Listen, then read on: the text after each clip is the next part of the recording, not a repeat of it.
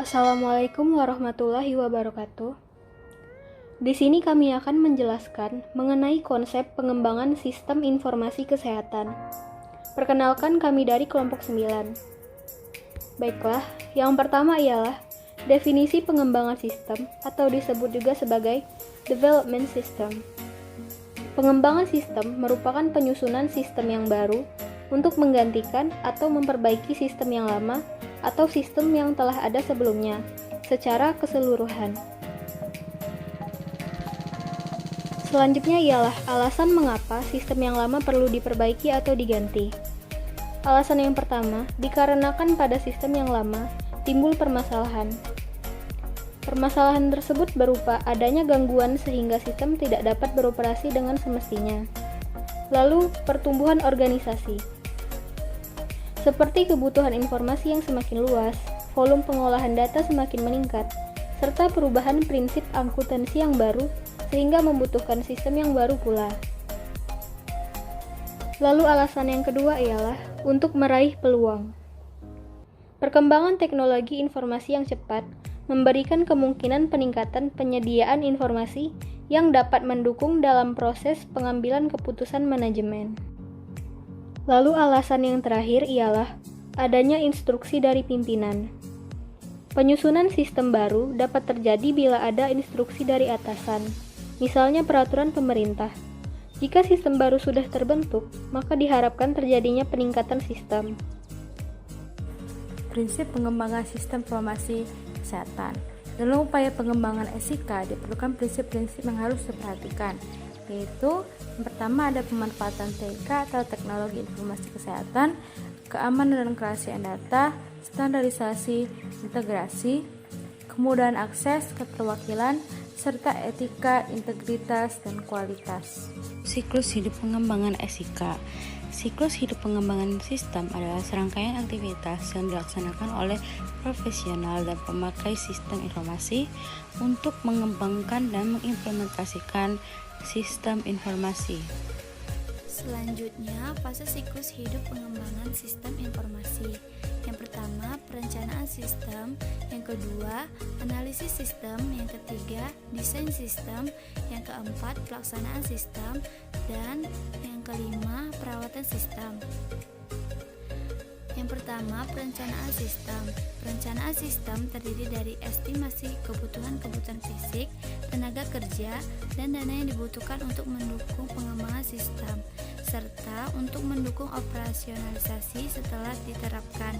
Pada tahap ini, dilakukan penilaian kelayakan sistem baik secara teknis, ekonomi, dan organisasi. Yang kedua, analisis sistem. Langkah-langkah pada siklus ini hampir sama dengan yang dilakukan dalam mendefinisikan proyek-proyek sistem pada tahap perencanaan. Perbedaannya hanya terletak dalam ruang lingkup tugasnya. Pada analisis sistem, ruang lingkup tugasnya lebih terinci, yaitu dilakukan penelitian terinci, sedangkan pada tahap perencanaan sifatnya hanya penelitian pendahuluan.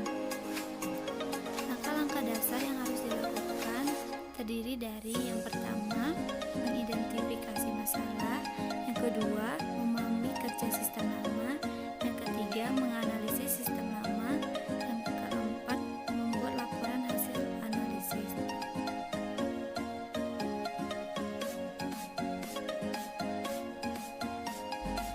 Selanjutnya, desain sistem. Tahap ini mempunyai dua tujuan utama, yaitu untuk memenuhi kebutuhan pada pemakai sistem dan untuk memberi gambaran yang jelas dan lengkap kepada pemrograman komputer yang terlibat. Langkah-langkah yang dilakukan pada tahap ini adalah: yang pertama, merancang pemodelan sistem, yaitu model fisik dan logik dengan menggunakan sistem bagan alir. Yang kedua, merancang model pemasukan data atau komponen masukan pada sistem, merancang tampilan keluaran dan laporan sistem. Yang ketiga, merancang basis data sistem. Yang keempat, merancang tampilan menu sistem. Yang kelima, merancang teknologi sistem. Dan yang terakhir, merancang pengendalian sistem. Selanjutnya, ada pelaksanaan sistem. Tahap implementasi sistem merupakan tahap meletakkan sistem supaya siap untuk dioperasikan. Kegiatan-kegiatan yang dilaksanakan dalam tahap pelaksanaan ini adalah: yang pertama, pemrograman atau pengkodean sistem. Yang kedua, pengujian sistem. Yang ketiga, dokumentasi. Selanjutnya, pemilihan dan pelatihan personil. Lalu pemilihan tempat dan instalasi perangkat keras dan perangkat lunak, serta penggantian sistem. Selanjutnya ada perawatan sistem. Setelah sistem terpasang, maka sistem tersebut harus dipertahankan. Pemeliharaan sistem diadakan dikarenakan untuk memperbaiki kesalahan dalam perangkat lunak dan untuk meningkatkan kemampuan perangkat lunak dalam merespon perubahan kebutuhan organisasi. C. Pendekatan dan metode pengembangan sistem informasi kesehatan. Pendekatan pengembangan sistem merupakan serangkaian langkah-langkah pemecahan masalah yang memastikan bahwa masalah dapat dipahami, solusi alternatif dapat dipertimbangkan secara baik, dan solusi yang dipilih dapat bekerja secara baik. Metode pengembangan sistem merupakan metode prosedur, konsep pekerjaan, aturan, dan postulat atau dalil yang digunakan untuk mengembangkan suatu sistem informasi. Pendekatan pengembangan sistem dibagi menjadi 4 tahapan, yaitu pendekatan klasik, pendekatan terstruktur, pendekatan dari atas ke bawah, dan pendekatan dari bawah ke atas. Yang pertama adalah pendekatan klasik. Pendekatan ini menekankan bahwa pengembangan akan berhasil bila mengikuti tahapan pada sistem life cycle atau daur hidup pengembangan sistem. Yang kedua adalah pendekatan terstruktur. Pendekatan ini dilengkapi dengan alat-alat dan teknik-teknik yang dibutuhkan dalam pengembangan sistem sehingga didapatkan sistem yang strukturnya dapat didefinisikan dengan baik dan jelas. Yang ketiga, pendekatan dari bawah ke atas. Pendekatan ini dimulai dari level bawah organisasi, yaitu level operasional di mana transaksi dilakukan. Pendekatan ini juga disebut data analis bila digunakan pada analisis sistem. Yang keempat adalah pendekatan dari atas ke bawah. Pendekatan ini dimulai level atas organisasi, yaitu level perencanaan organisasi. Pendekatan ini juga disebut sebagai decision analysis bila digunakan pada analisis sistem. Metode pengembangan sistem. Metode pengembangan sistem dibagi menjadi 4 tahapan juga. Yang pertama adalah prototyping.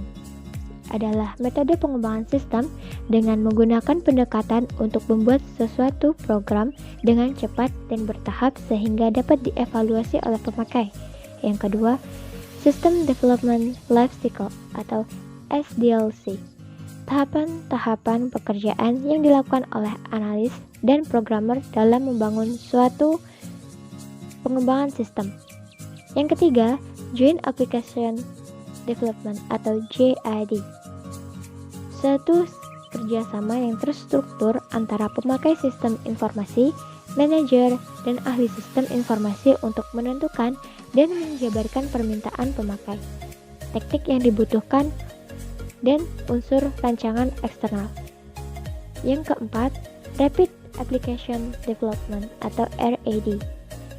Penggabungan dari beberapa metode atau teknik-teknik terstruktur, yaitu metode prototyping dan teknik terstruktur lainnya untuk menentukan kebutuhan user dan perancangan pengembangan sistem. Terima kasih karena telah menyaksikan presentasi dari kelompok kami. Jika ada sesuatu yang ingin ditanyakan, silahkan ketikkan pertanyaan Anda di forum e-learning yang telah tersedia.